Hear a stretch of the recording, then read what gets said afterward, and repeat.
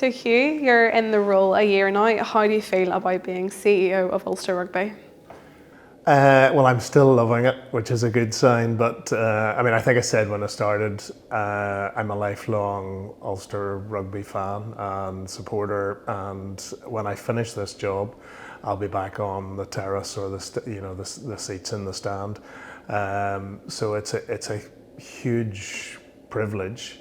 But also a responsibility, and as probably like all other supporters, I get, while I'm loving the job, there's times when I get really frustrated, and it's frustrated on steroids because I have a responsibility, but there's lots of things I can see which are going really well. I think we're laying the foundations for a really good future, and that's what excites me.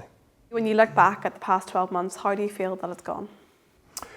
I think a lot of people would actually look, for instance, at the results and where we are on the table and think things aren't going well. And, I share that I want us to be further up the table and to be having more success. But I think there's an awful lot of things that we set out to do, the foundations for success, which we've made a lot of progress on. So I remember saying a year ago, there's sort of 4 things I needed to focus on. Bear in mind, we had real sort of financial difficulties when I came in. We ended up with a deficit last year between 2.5 and 3 million.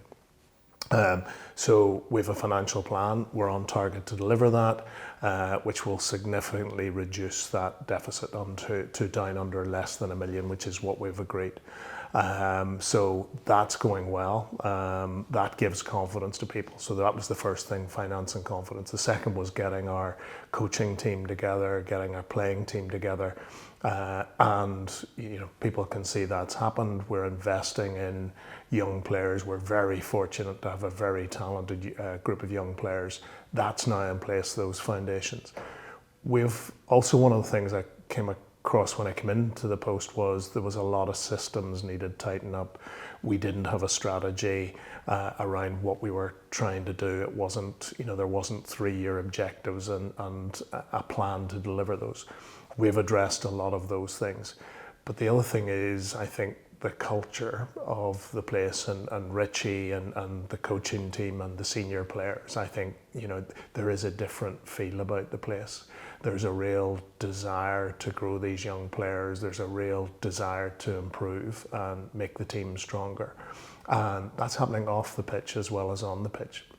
So I think a lot of the foundations, a lot of things we said we'd put in place are there. They're the foundations for success. Richie has coins a phrase which I think actually came from Jimmy Duffy, which is, it's not the house we're in, it's the house we're building. And I think that's, that where we want to be in 3 years' time, 5 years' time, we have to get stronger every season. And so this in many ways is the basement for us. This is the foundation. We're laying the foundations to build a really good house and something that we can be proud of. And that's been the focus, I suppose, over the last 6-9 months. And you mentioned the foundations there and all the work that's been done, but when we look ahead to the new season, what do you think the main priorities are for Ulster Rugby? I think for me, it's again some of the things that won't be seen. I almost sort of, there's 2 ways I would describe this. One is maximising our talent, the talent that we have, and we know we have a lot of good young players, and then is maximising the talent that's coming through. So in the first one, we're trying to build a culture and an environment, a coaching setup where we're continually improving the players we have. For example, one of the things we've put in place for next season is Dan Soper is moving this role. I know there was a bit of publicity about this, but I don't think people picked up the importance of that role, that Dan is going to be responsible for every single player having an individual sort of improvement plan and an action plan on how that's going to be delivered. So we're not going to be just focusing on the team and strengthening the team, but strengthening all of the individuals in the squad and the players transitioning into it. So to me, that's a really important role. We've changed our structure. to one now which is much more based around an American football model, so that we have Bryn has moved into a general manager role where he's looking at and giving attention to the 3-year objectives. How do we deliver our 3-year objectives and beyond? And the coaching team are looking after the sort of short term, how do we prepare for matches? So we've given equal weight to those things, that we need to have a short term, that we're delivering results and we get the team ready for matches. But in the medium term, how do we make sure that we're bringing the next generation of players through, that our pathways working, that we give individual player plans, that we're focusing on how do we bring a generation of props through, that sort of strengthens some of the gaps we have. How do we build the right culture? What data do we use? So there's lots of those things are being looked at which wouldn't be visible to people. The second thing is then around how do we bring the next generation of talent through? And so I think for me, one of the biggest priorities we have is how do we strengthen our pathway? How do we strengthen the sort of skills of players coming out of schools and clubs? How do we strengthen our coaching down into schools and clubs? We've completed a pathway review and an age grade review around our pathways.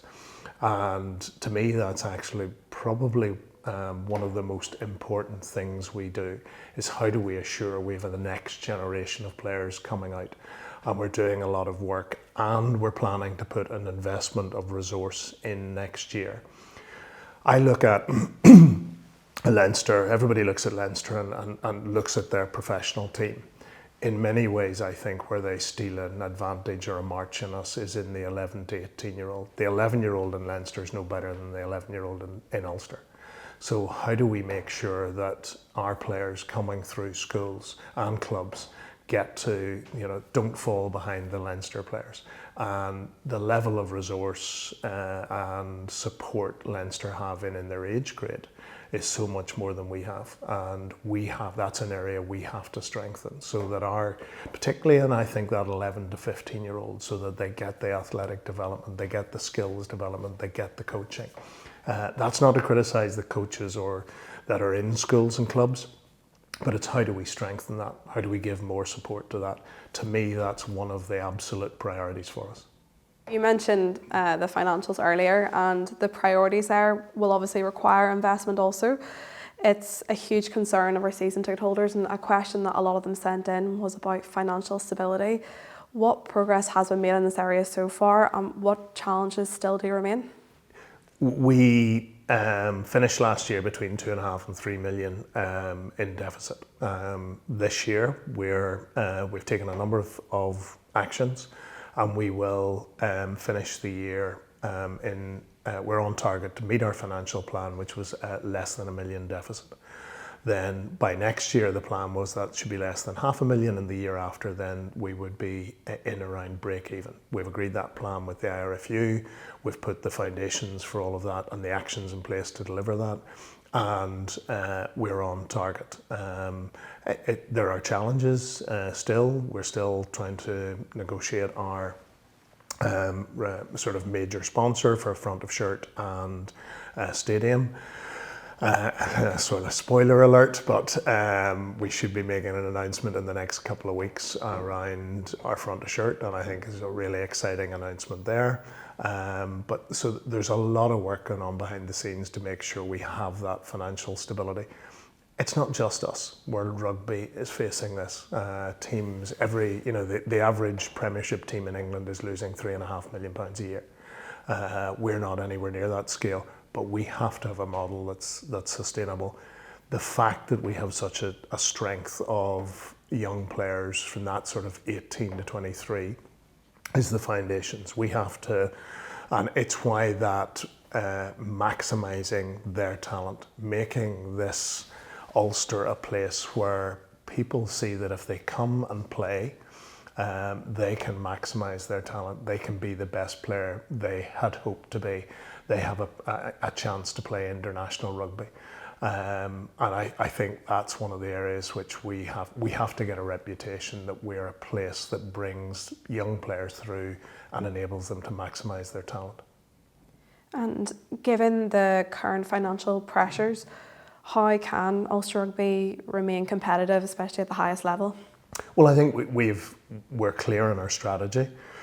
We're fortunate, and you will recall I said last year that I was sort of coach for an underage side which had Ferris and Best and Trimble and Bow and Chris Henry. And so seeing that generation and then team manager as they came through and carried us for a decade, I think there is the talent in our squad, in the young players in our squad, to emulate that generation. So we have to back them. We have to create the environment. Now that's not just we're only going with youth. We've quite a number of our older players who have bought into what we're trying to do. So we've seen a number of our experienced older players who are leaders in the squad renewing and signing up to be a part of this for the next couple of years. The Stuart McCluskeys, the Nick Timoneys, the Stockdales, Ian Henderson. Fabulous that they're excited about this journey that we're on as well.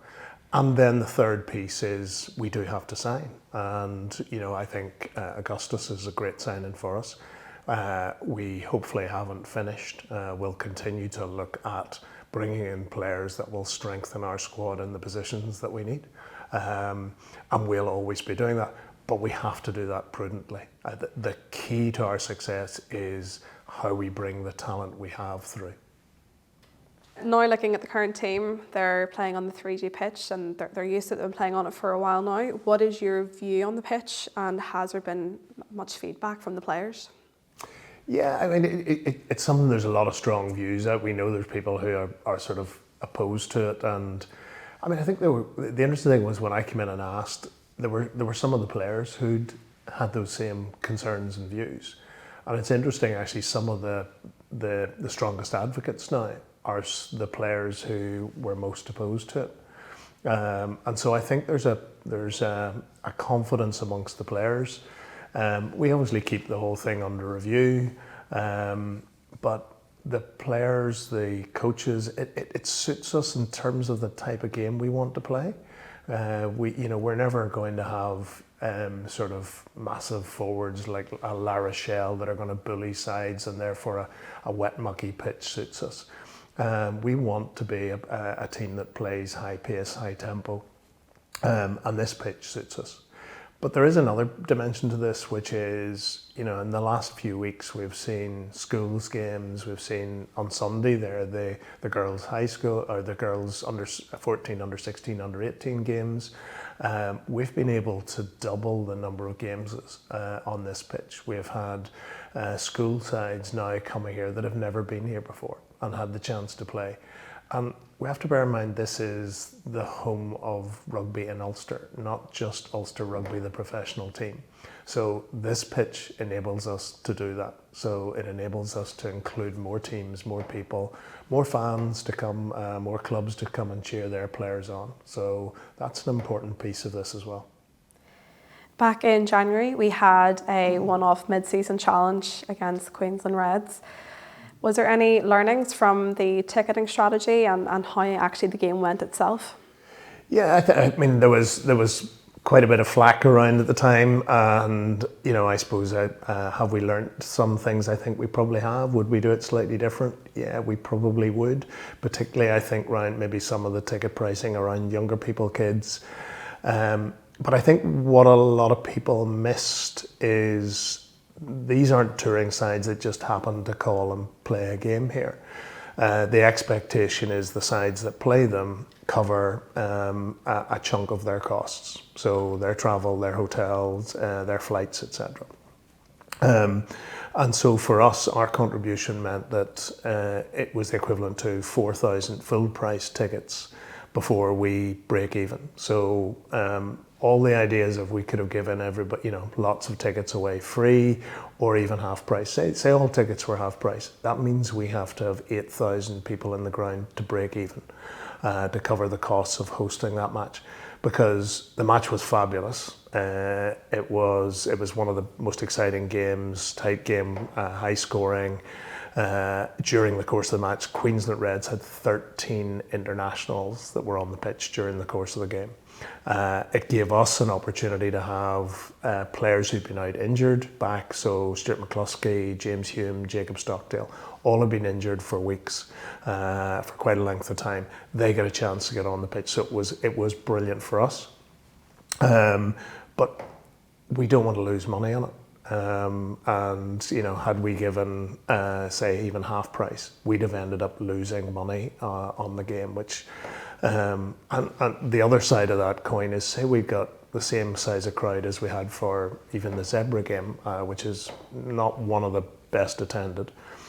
We probably would have generated enough money to look at buying another player. It's that there is such a direct link between our tickets, our income, and our success and what we can recruit. So it's, yeah, would we change it slightly? We probably would.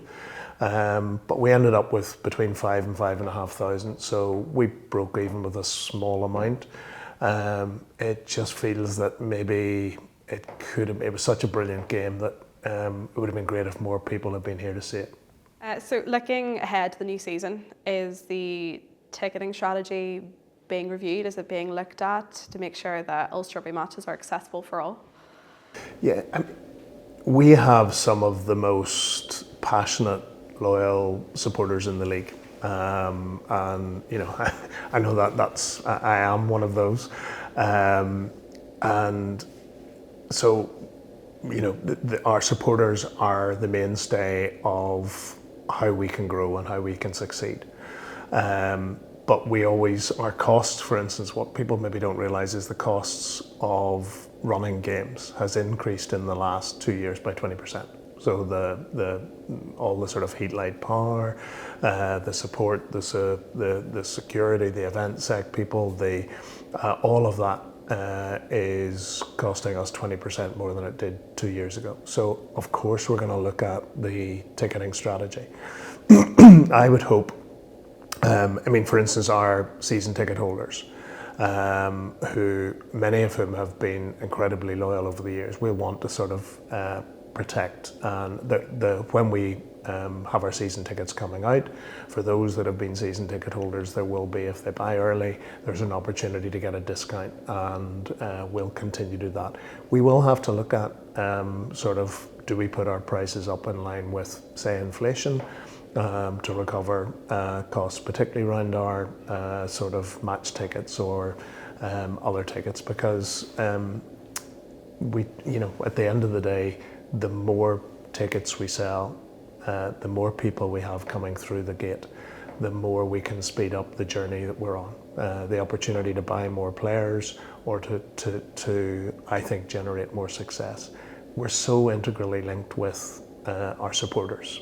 It's one of the things that I probably already knew, but it's really brought home to me how the supporters and the team, this idea of, we talk about the Ulster Rugby family, the connection between our supporters, our sponsors, and the success of the team is just so intertwined.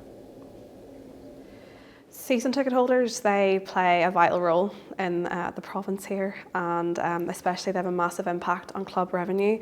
How significant is their support, and why should they renew for the upcoming season? Their support is hugely significant. I mean, as I said, we have such a loyal supporter base, and it is part of that sort of Ulster Rugby family that our sponsors, our supporters, our local businesses who get involved, our local community who get involved, we're all so interconnected, and we see in Ulster Rugby that we have a role as well in terms of giving back to the community and giving people enjoyment when they come here. What we'd like to see is that we also give them enjoyment through our success, and I think we will get better every year for the next 5 years. We have the foundations, we have the players, so that we can improve every year. And that's what our focus has got to be, is that we focus on getting better, and we'll see where that journey takes us. I think the speed with which we make progress in that journey and how far we go is very directly linked to our supporters. And so success, supporters, the team, they're just interconnected.